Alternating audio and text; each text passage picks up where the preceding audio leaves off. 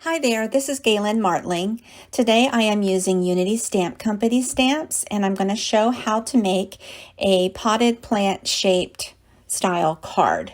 I'm going to use floral stamping and background stamping and some embossing also. So for the stamping, I'm using Be the Girl. It is a beautiful floral kit there. I'm using the flower out of it. I have Gotta Love Sentiments that I'm using one of the sentiments and Wonky Stripes background.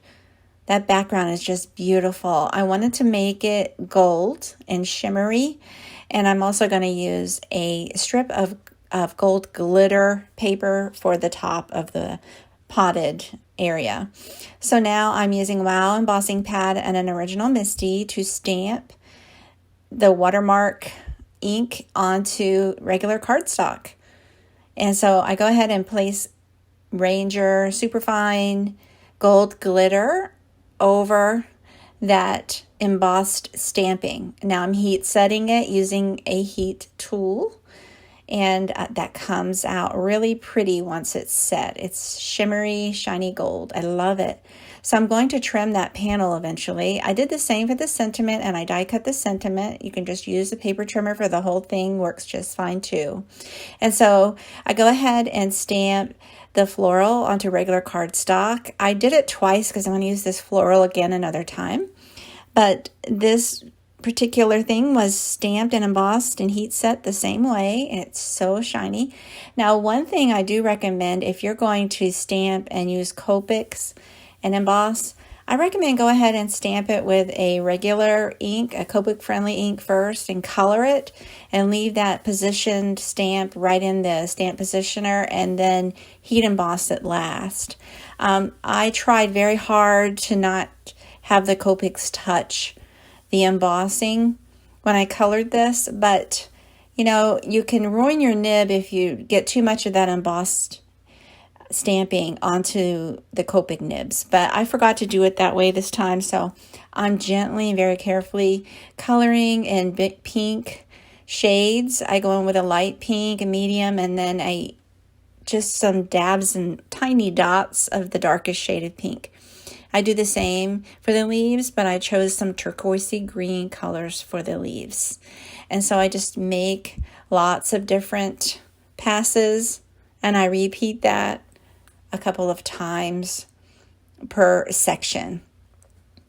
You can watercolor this. You can stamp onto the smooth side of watercolor paper just the same and use watercolors. You can use any kind of markers as long as it works with the embossing.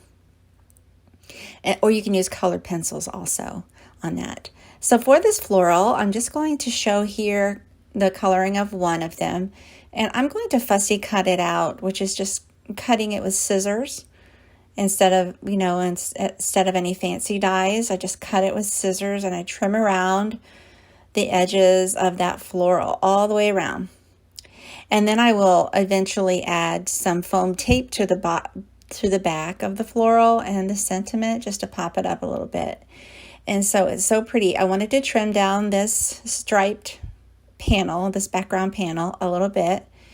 And then I'm going to position that top piece of the gold there and trim away the right and left bottom sides of that potted area that I want to try to make a potted plant there. And then I place it onto the card base and then trim the card base the same shape.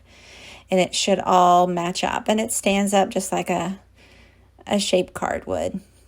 And so it's so easy, just trimming it with scissors and a paper trimmer works great. I decided to add a little bit of twine around the top of that plant pot. So there you go. You have all the shapes ready to go and placed onto this shape card base.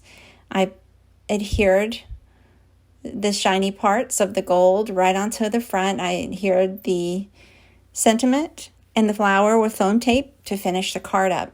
It's so pretty. I hope you give it a try. Thanks so much for watching. When you use this card, it will stand up nicely or lay down flat, and it mails flat also, except for a little bit of foam. I hope you take a moment to subscribe to my channel, like, and share. And thanks again for watching. Have a great day.